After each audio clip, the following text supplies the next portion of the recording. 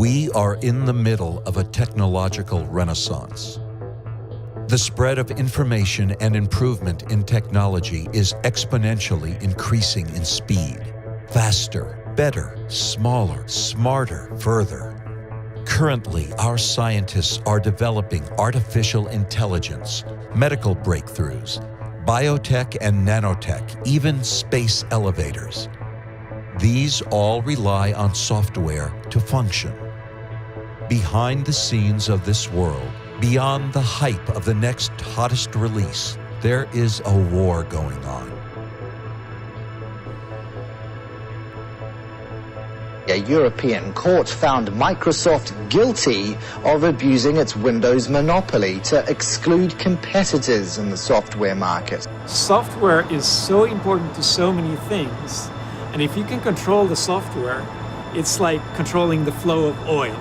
It's kind of weird because every single thing you kind of do as an educator, involving mathematics at least, is opened except possibly the software.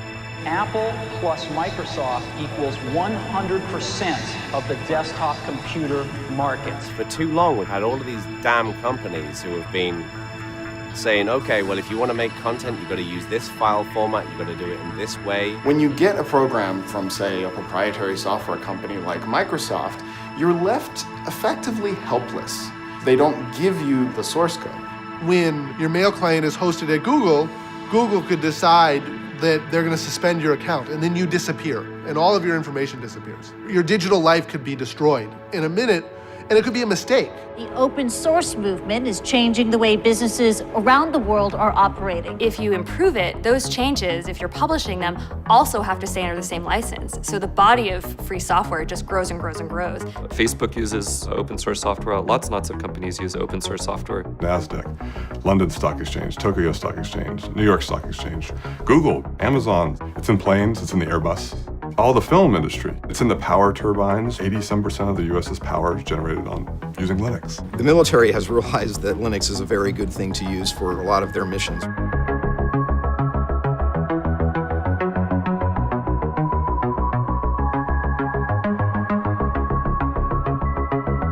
We don't need something like WikiLeaks to come in and expose some, secret stuff that we have going on, because we make everything in our development process public.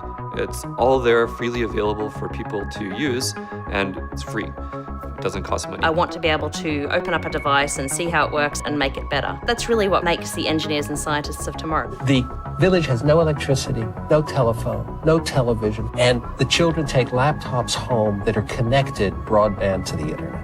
It's about people having the ability to control their own destiny when it comes to technology, and that's what's challenged the industry as well. Their first attempt to do something about it was to call it an un-American cancerous virus that eats up software like a Pac-Man. So 10 years ago, Microsoft was the evil empire. These days, Apple has certainly taken that crown.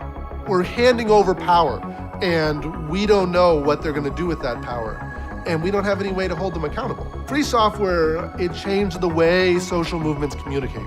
The internet connection was cut off, but you kept seeing videos, and they had ways of getting it out, even when the country tried to cut themselves off. If I'm not a programmer, I want my friends to be able to do it. I want the think tank to do it. I want the university to do it. I want the world to be able to look at this software and make sure that it's safe. You want software wars? I can tell you about software wars. I would have to say that my entire history at NASA was involved with software.